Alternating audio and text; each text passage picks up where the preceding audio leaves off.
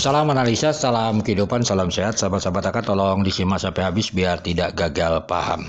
Ini pemberitaan dari Republika, sahabat-sahabat AK tanggal 18/10/2023, keterangan dari Direktur Kriminal Umum Polda Jabar Kombes Polisi Surawan mengatakan, kan situ sahabat, garis besarnya sahabat-sahabat AK memberi keterangan bahwa memang ada 5 orang menjadi tersangka, sahabat-sahabat AK. Lalu sahabat-sahabat AK, berinisial MR merupakan orang dekat YH yang datang ke Polda Jabar mengakui keterlibatannya. Dari MR kita mendapatkan beberapa nama orang yang menurut dia pelaku. Ini menurut MR ya, pelaku. Dan dilakukan penangkapan. Dari 4 orang ini sudah ditetapkan tersangka dan 5 termasuk MR. Kan begitu sahabat-sahabat. Kita tahan 2 orang, yaitu YH dan MR, ucap di Mapolda Jabar, sahabat-sahabat AK. Jadi memang ada tersangka, sahabat-sahabat AK 5 orang, tetapi yang ditahan cuma YH dan MR. Ini pemahamannya. Jadi kita clear, ini pemberitaan dari Republika, sahabat-sahabat AK, yang dilakukan oleh yang berwenang, yaitu Kombes Kriminal Umum. Jadi 5 tersangka, sahabat-sahabat AK, 2 yang ditahan, yaitu YH dan MR. Dan, lalu sahabat-sahabat AK, kita membacakan kronologi saja. Ini versi daripada MR, kan begitu. Dari MR dia pertama diminta oleh YH, kan begitu, menemani ke TKP, ke rumah korban. Dia menunggu di gerasi, ini pengakuannya. Kan ini pengakuan MR. Dia diminta mengambil alat golok,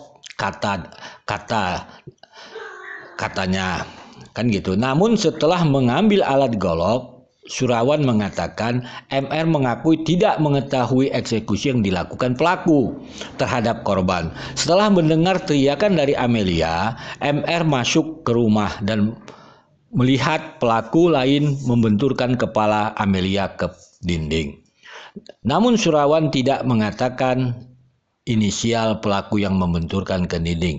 Sementara pelaku lain belum mengakui perbuatannya. Jadi sahabat-sahabat AK di sini intinya nanti bisa dilihat linknya di bawah deskripsi lengkapnya. Ya akan menganalisa ada 5, mungkin dari MR itu mengatakan, ya kita dengar ada penjemputan dan sebagai penangkapan dan sebagai kemarin. Ternyata yang ditahan hanya MR dan YH, kan seperti itu. Ini kan pengakuan daripada MR. Jadi kalaulah kejujuran itu tentunya ya kita juga bingung begitu dibilang jujur gitu kan. Jadi di sini inilah yang namanya ranah hukum, sahabat-sahabat AK gitu kan. Jadi kita tidak bisa memaksakan atau mengatakan seseorang jujur gitu dan orang lain berbohong. Tidak bisa. Ini harus memenuhi unsur daripada alat bukti itu gitu, sahabat-sahabat AK. Jadi sekali lagi intinya apa, sahabat-sahabat AK? Biar proses ini tentunya YH akan mempunyai BAP tersendiri. MR akan mempunyai BAP tersendiri. Kan karena yang ditahan itu hanya mereka berdua dari keterangan ini. Jadi sahabat-sahabat AK, apa maknanya yang harus kita terima? Ini informasi valid. Kan seperti itu. Jadi kita tidak lagi wah ini ya kita tinggal berpikir aja. Ini kan problem juga ini.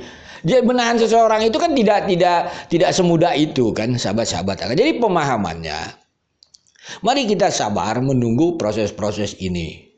Jadi kalau kita sudah mengatakan seseorang itu jujur, berarti orang lain kalau tidak mengakui tidak jujur. Ini kan problem namanya, sahabat-sahabat AK. Padahal kita sedang berusaha agar keadilan almarhumah Ibu Tuti dan Amelia terwujud di pengadilan. Bagaimana nanti kalau seandainya memaksakan orang lain tidak jujur dan kita mengatakan saksi ini jujur, padahal kita belum tentu jujur. Pemahaman seperti itu. Jadi di sini kita tidak bicara ranah jujur, ranah fakta hukumnya aja gitu. Ini sepintas seperti itu sahabat-sahabat AK. Jadi kita juga memahaminya nanti, biarkan saja gitu kronologis lengkapnya bagaimana ke gerasi Bob. Inilah yang AK bilang tentunya kasus ini tentu akan menarik sahabat-sahabat AK. Akan menarik gitu. Karena ini MR dan YH ini kita tahu selama hari ini kan tidak, ya kalau boleh dibilang saling berseberangan gitu. Tapi tiba-tiba terjadi seperti itu, biarkan saja. Karena kan mereka yang berdua baru ditahan kan. Ini duduk mas. Jadi sahabat-sahabat AK ini clear sahabat-sahabat AK. Ini yang AK ingin sampaikan. Sekali lagi, kita tidak sedang membahas orang itu jujur, bohong atau tidak. Ini sudah masuk ranah hukum. Kan begitu. Kalaulah dia jujur tentunya nggak ada yang berani ngelak kan. Mungkin yang lainnya semua ditahan kan.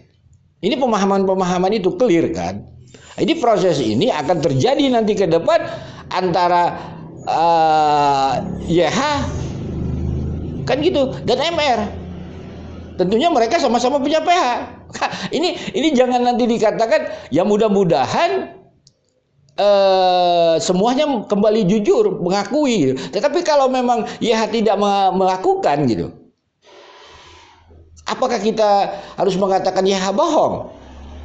Kan gitu. MR jujur belum tentu, karena kita harus dibuktikan dengan alat bukti yang lain sahabat-sahabat AK.